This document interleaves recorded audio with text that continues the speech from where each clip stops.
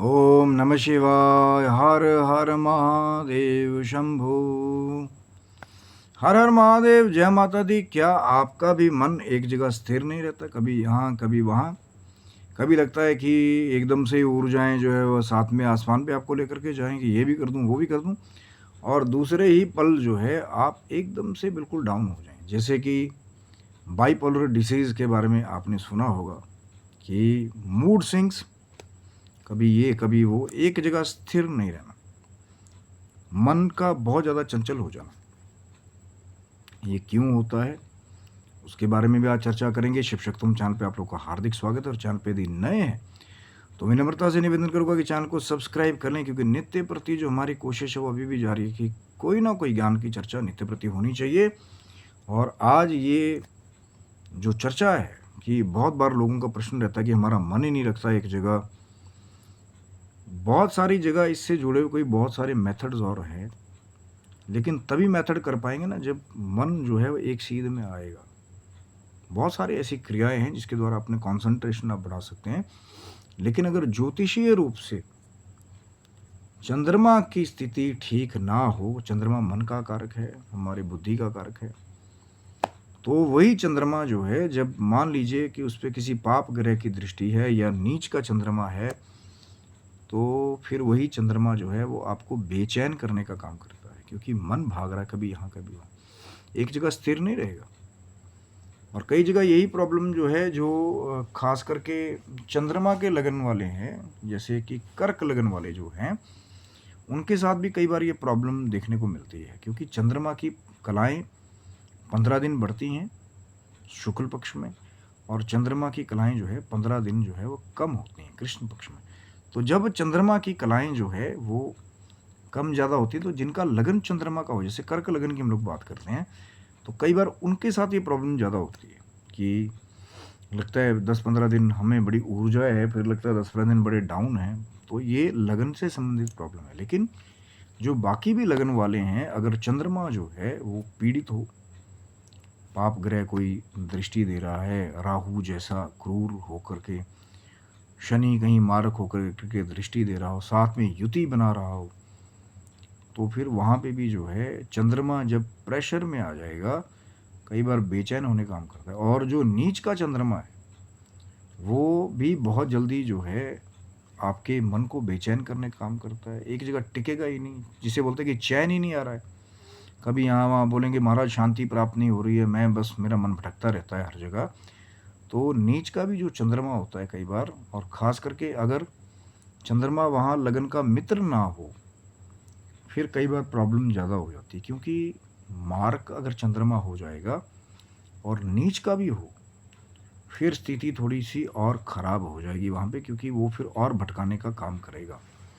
और फिर वही वाली प्रॉब्लम शुरू हो जाती है कि हम लोग नींद की गोलियां खा रहे हैं, हमें नींद भी नहीं आ रही, या हमें जो है चैन नहीं मिल रहा, मानसिक रूप से हमारे पास सब कुछ है, ये प्रॉपर्टी है, ये है, वो है।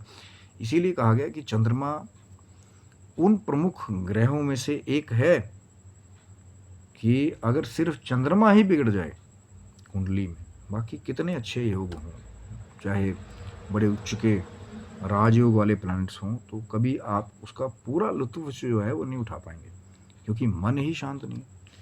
तो जब मन ही शांत नहीं रहेगा तो फिर वहाँ पे ये वाली प्रॉब्लम जो है वो नेचुरली होती है कि वहाँ आप सोचेंगे कि ये कर दिया जाए, वो कर दिया जाए, लेकिन वहाँ आप उसको शायद स्थिरता से नहीं कर पाएंगे, क्योंकि वो पूरी ऊर्जा आपको जनरेट नहीं होगी एक लॉन्ग लास्टिंग इफ़ेक्ट के साथ। और फिर भटकना जो है फिर वो शुरू हो जाएगा कि अभी थोड़े दिन सोच रहे हैं कि हाँ जी मैंने कसम भी खा ली, ये कर लिया, वो कर लिया, कि मैं ये काम करके रहूँगा, लेकिन जैसे थोड़ा टाइम हुआ तो फिर वही भटकना चालू हो गया कि नहीं यार, करूँ ना करूँ, या होगा पता नहीं, नहीं होगा। तो संशय में चंद्रमा जो है वो फिर अगर नीच का चंद्रमा है और मारक चंद्रमा है, तो फिर कई बार ये वाली परेशानियां जो है ज़्यादा मिलती हैं, तो मन स्थिर नहीं रहता। अब जब प्रॉब्लम आ रही है बार बार कि मन स्थिर नहीं रह रहा, क्योंकि जब चैन ही नहीं आएगा कहीं पे, तो कहीं का लुत्फ़ भी नहीं उठा पाएंगे, ना ही आप कॉन्सेंट्रेट कर पाएंगे, चाहे वो फिर पढ़ाई हो, चाहे वो फिर काम हो, चाहे वो फिर आराधना हो, तो फिर वहाँ पे मन स्थिर जो है उसका होना एक तरह से बड़ा मुश्किल है। तो सॉल्यूशन की अगर हम लोग बात करते हैं तो कुछ एक चीज़ें हैं जहां आप एस्ट्रोलॉजिकल या ज्योतिषीय उपाय करके उसका लाभ जो है उठा सकते हैं। सबसे पहले ये है, स्थिति को जान लेना बहुत ज़रूरी है कि चंद्रमा जो है वो लगन के हिसाब से मित्र राशि के हैं या नहीं है, ये जानना बहुत ज़रूरी है, क्योंकि लगन के मित्र है नहीं है, कहीं मारक होंगे तो उसका रत्न फिर धारण नहीं करना है। मैं हमेशा सत्यता से बात करता हूँ कि कहीं नीच हो और मारक भी हो, कभी उसका रत्न धारण मत कीजिए। वहाँ मंत्र जाप और जो दान है, जैसे चंद्रमा से जुड़ा हुआ दूध का दान है, सफ़ेद वस्तुओं का दान है, कहीं सफ़ेद बर्फ़ी का दान है जो मिठाई दूध से बनी है, तो उसका दान जो है फिर आपने करना है। अगर चंद्रमा नीच है, मारक है, लगन का मित्र भी नहीं है, तो उसका दान करके आप जो है वो लाभ उठा सकते हैं। चंद्रमा का मंत्र ओम स्नान सिंह संस चंद्रमा से नमा, इसका जप करके भी आप लाभ ले सकते हैं। सोमवार के दिन भगवान शंकर की आराधना और किया गया व्रत जो है ये आपको डबल फल दे सकता है, क्योंकि सोमवार है चंद्रमा का दिन। कोशिश करें अगर हो पाए तो, जैसे चंद्रमा उदय हो जाए या शाम को सूर्य अस्त हो जाए, उसके बाद चंद्रमा को अर्घ्य दे करके फिर भोजन करें। यदि व्रत कर पाएँ तो बहुत अच्छी बात है। उसके बाद फिर इसी व्रत से आपको, जो सोमवार का व्रत है, वहाँ पे आपको भगवान शंकर की कृपा भी जो है वो प्राप्त हो जाएगी, क्योंकि भगवान शंकर के निमित्त भी सोमवार का व्रत हो गया और चंद्रमा के निमित्त जो है वो भी सोमवार का व्रत हो गया। तो एक ही व्रत से दो लाभ आप जो है वो दोनों ले सकते हैं। फिर चाहे दिन में आप एक समय भोजन करने वाली बात अगर रुक पाएँ, जैसे कि जो सबसे लंबी विधि है वैसे, कि फिर सूर्यास्त होने के बाद चंद्रमा को अर्घ दे करके जो है अन्न ग्रहण किया जाए, वो एक अलग व्यवस्था है। या फिर जैसे दिन में फलाहार, फ्रूट, जूस जो भी आप खाना चाहें उसको ग्रहण करें यथाशक्ति, जैसा जिसके शरीर में शक्ति हो उसको वैसा ही कार्य जो है अगर कर सकता है तो फिर चंद्रमा को अर्घ दे करके फिर भोजन जो है वो करना चाहिए।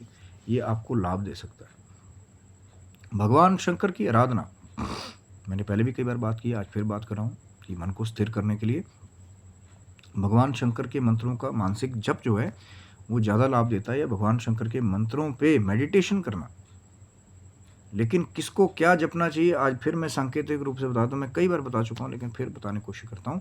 और संदर्भ श्री शिव महापुराण गीता प्रेस गोरखपुर का, जहाँ ये वर्णन मिलता है कि किसको कौन सा वाला मंत्र जप करना चाहिए। कई बार लोग प्रश्न करते हैं कि जी हम ओम नमः शिवाय जपें कि हम शिवाय जो है नमः शिवाय जपें, या फिर तीसरी भी एक टाइप हो मैं आपको बताऊँगा कि जो 1000 गायत्री जब नित्य प्रति प्रातःकाल करता हो वो द्विज की संज्ञा पा करके जो है ओम नमः शिवाय मंत्र का लाभ ले सकता है।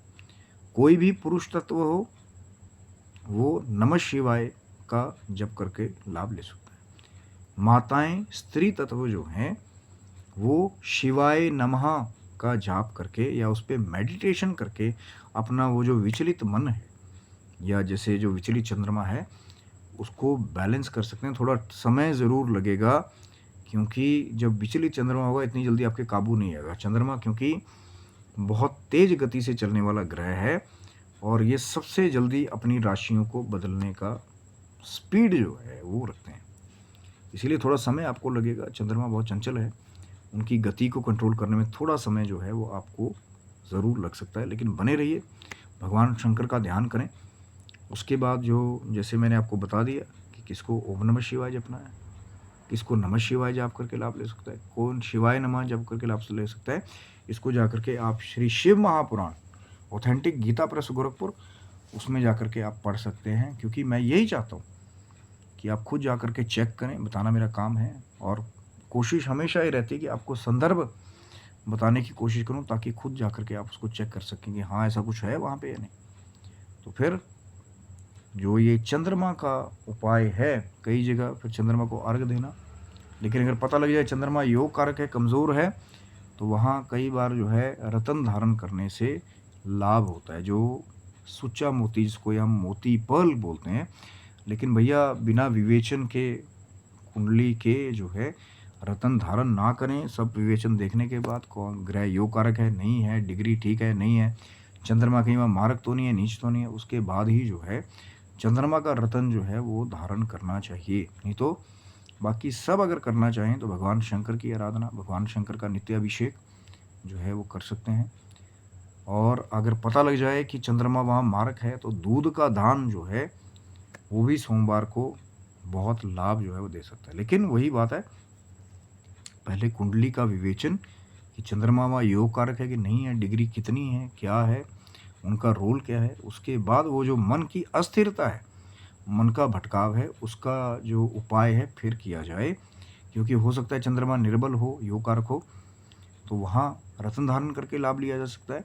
और हो सके कि वहाँ पे वो मारक हो और नीच का भी हो, तो फिर उसका दान करके या उसके मंत्र का जप करके जो है आप उस भटकन से छुटकारा जो है वो पा सकते हैं। लेकिन भगवान शंकर की कृपा करेंगे, सेवा शिव सेवा करेंगे तो लाभ आपको अवश्य जो है मिलेगा।